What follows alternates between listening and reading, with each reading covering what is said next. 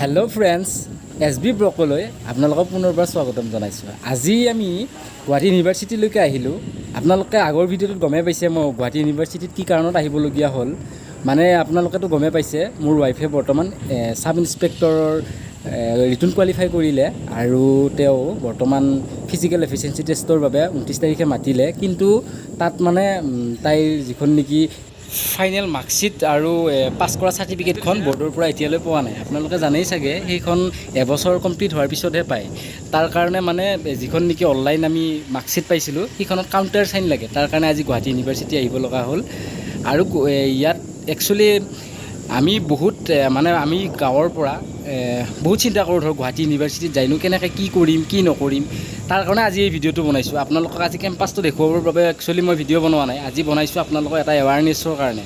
মানে কি, আপোনালোকে যদি তেনেকুৱা যিকোনো প্ৰব্লেম আছে, গুৱাহাটী ইউনিভাৰ্চিটিত আহিব লগা আছে, মানে ধৰক ৰিজাল্টক লৈ ইছ্যু হৈ আছে, বা আপোনাৰ কিছুমান ধৰক এই মাৰ্কছ কম হৈ আহিছে, এনেকুৱা ধৰণৰ যিকোনো প্ৰব্লেমৰ কাৰণে আপোনালোকে কিদৰে গুৱাহাটী ইউনিভাৰ্চিটি আহিব চাওকচোন, এই ভিডিঅ'টোত গম পাব আপোনালোকে। আজি মই মোৰ ফ্ৰেণ্ড গৌৰী শংকৰ ডেকাৰ লগত আহিছোঁ। এওঁ গুৱাহাটীতে জমেট'ত কাম কৰে। ই মোক বহুতখিনি সহায় কৰিলে এইখন গুৱাহাটী। এই যে বিল্ডিংটো দেখিছে আপোনালোকে, এডমিনিষ্ট্ৰেটিভ ব্লক বুলি কয় ইয়াক। এই বিল্ডিংটোতে যিকোনো প্ৰব্লেমৰ মানে ছল্ভ কৰা হয় ইয়াত। আপোনালোকৰো যদি এনেকুৱা প্ৰব্লেম থাকে তেতিয়াহ'লে ইয়াত আহি ডেপুটি কণ্ট্ৰলাৰক লগ কৰিব আৰু আপোনালোকৰ প্ৰব্লেমখিনি ক'ব, হৈ যাব কাম। ফাইনেলি হৈ গ'ল কাম। এয়া দেখিছে আপোনালোকে, ডেপুটি কণ্ট্ৰলাৰ চাইন পাই গ'লোঁ, কাম হৈ গৈছে।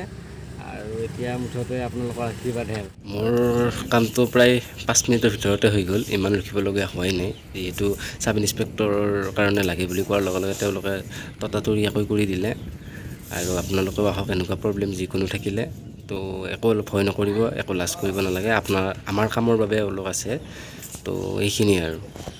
এইখিনিতে এটা কথা ক'বলগীয়া যে মই যেতিয়া নেকি কইনাৰ খুৰীয়েকহঁতৰ ঘৰৰ পৰা গুৱাহাটী ইউনিভাৰ্চিটিলৈকে আহি থাকোঁ বা ৰেলবাৰীলৈকে আহি থাকোঁ, তেতিয়া সেইখিনি গণেশ নগৰ কয়। গণেশ নগৰৰ পৰা নামি আহি থাকোঁতে অলপ পাহৰুৱা টাইপ, হেলনীয়া জেগা।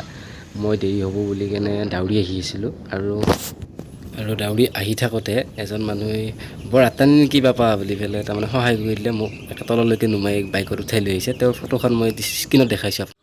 এইজনে সেইজন দাদা। থেংক ইউ দাদা, থেংক ইউ ছ' মাছ। একদম কি ক'ম আৰু, আজিৰ ভিডিঅ'টোত এইখিনিয়ে। ভাল পালে লাইক শ্বেয়াৰ কমেণ্ট কৰি দিব। ধন্যবাদ।